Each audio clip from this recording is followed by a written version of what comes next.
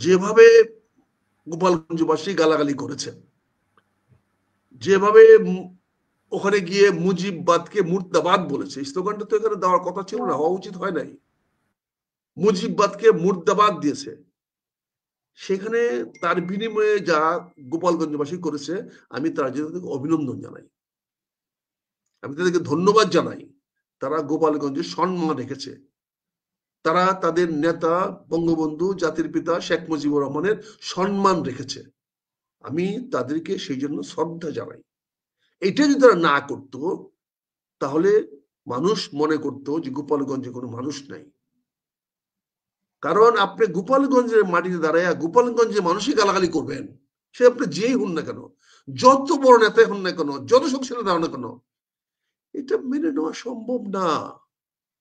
এই হেডমটা যে আওয়ামী লীগ দেখাইতে পারছেন, তাতে 4 জন কেন 400 লোক মরে গেল, কোনো আফসোস ছিল না, ভালোই হইতো। 4টার মৃত্যুর বিনিময়ে তো আপনারা প্রমাণ করে দিলেন যে মুজিববাদ, মুজিবের সৈনিক গোপালগঞ্জে এখনো বেঁচে আছে। পরবর্তীতে কি হবে না হবে সেটা পরের কথা। যুদ্ধে যখন নেমেছেন, যুদ্ধে জয় পরাজয় একটা হবেই। আমি তো বলেছিলাম যে গোপালগঞ্জে, আমি বলছি আওয়ামী লীগ অগাস্টের 5 তারিখ থেকে আজান দিয়ে নামবে। আজানটা তো গোপালগঞ্জে গতকালকে গোপালগঞ্জবাসী দিয়ে দিল। আমি আবারও বলছি, আসিমির বক্তব্য অনেক ভালো হইতে পারতো, অনেক সুন্দর কথা বলতে পারতো। দেখেন এই আওয়ামী লীগের আক্তার ভাই একটু আমি বলি যে এনসিপি সারা বাংলাদেশে পদযাত্রা করতেছে, গোপালগঞ্জ কেন রোড মার্চ? গোপালগঞ্জ কেন রোড মার্চ?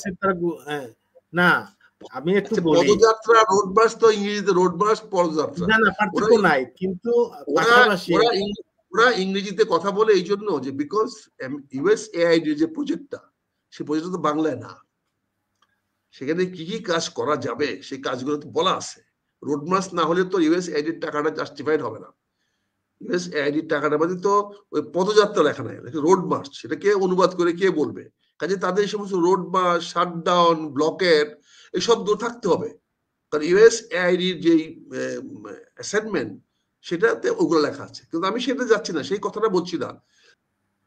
মাননীয় প্রধান উপদেষ্টা জাতির উদ্দেশ্যে বক্তব্য রাখবেন, কারণ ওনার প্রিয় রাজনৈতিক দলকে স্থানান্তর করতে হয়েছে গোপালগঞ্জ থেকে খুলনাতে।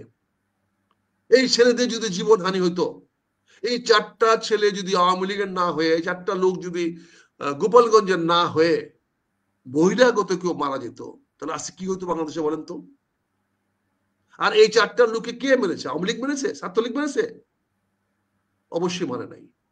এনসিপি তো মারেই নাই, মানে এনসিপি তো পলাইছে, মারেই নাই। তাহলে কারা মারলো? আবারও আজকে ছবি দেখলাম যে পুলিশ আগায় আগায় গুলি করতেছে। তাহলে কালকে তো এই পুলিশের এই গুলিটাকে আবার বিচারে নিয়ে আসবেন। এই পুলিশকে আর কত বলি পাঠা বাড়াবেন? আপনি পুলিশকে এভাবে কেন তাদেরকে, তাদের মোরাল, তাদের নৈতিকতা সব ধ্বংস করে দিচ্ছেন? আবারও পুলিশকে আপনি জনগণের বিরুদ্ধে দাঁড় করে দিলেন, কি কারণে? ভাই দেখেন, আপনাদের ব্যর্থতা জনগণের উপর চাপাইয়া দেন না, পুলিশের উপর চাপিয়ে দেন না। আপনি দেখেন যেখানে পরিষ্কার আসিফ মাহমুদ বলেছে যে গোপালগঞ্জের ঘটনার ব্যাপারে পুলিশের কোনো গাফিলতি নাই, আইন শৃঙ্খলা বাহিনীর কোনো গাফিলতি নাই। যেখানে একজন উপদেষ্টা কথা বলে দিয়েছেন, সেখানে তদন্ত মানে কি হবে? কি তদন্ত করবেন? কি জনগণ মারছে কিনা সেই তদন্ত কি ওই স্বরাষ্ট্র সচিব দিয়ে হয়? জনগণের বিরুদ্ধে তদন্ত কি সচিব দিয়ে হয়?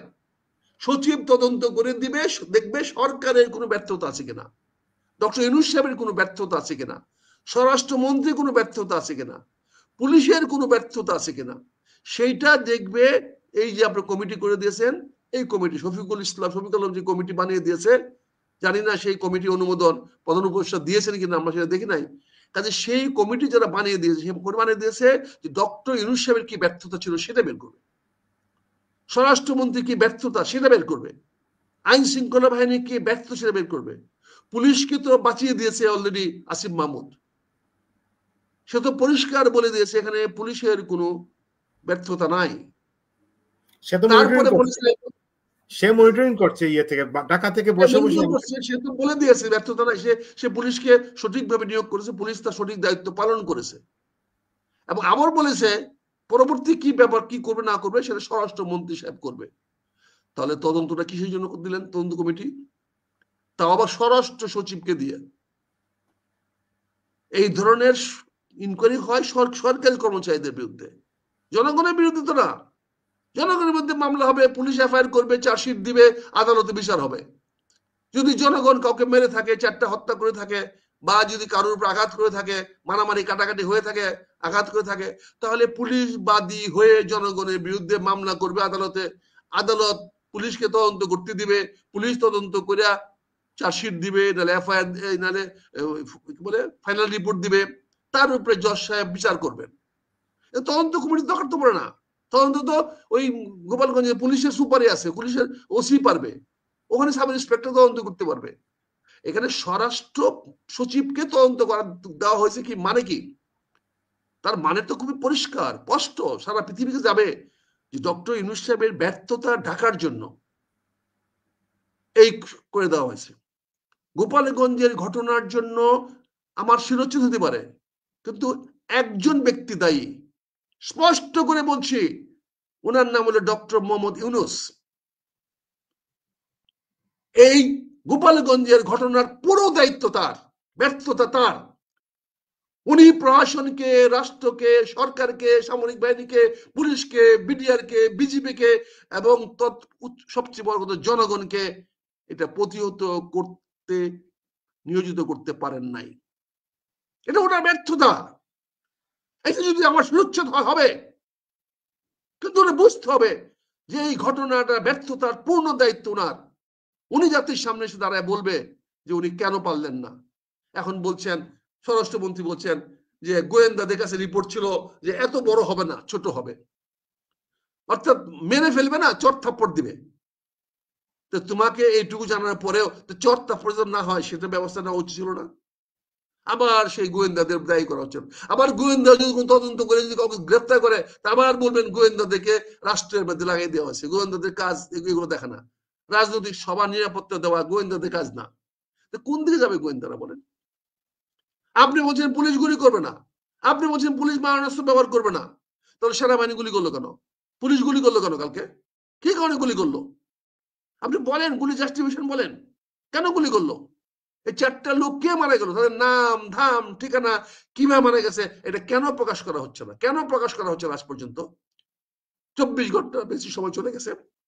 আপনি যেখানে প্রায় 48 ঘন্টা কারফিউ দিয়ে রাখছেন একটা জেলাকে, পুরা জেলাকে আপনি কারফিউ দিয়ে রাখছেন 48 ঘন্টা। কেন? কি কারণে? কি কারণে মানুষের কারফিউ দিলেন আপনি?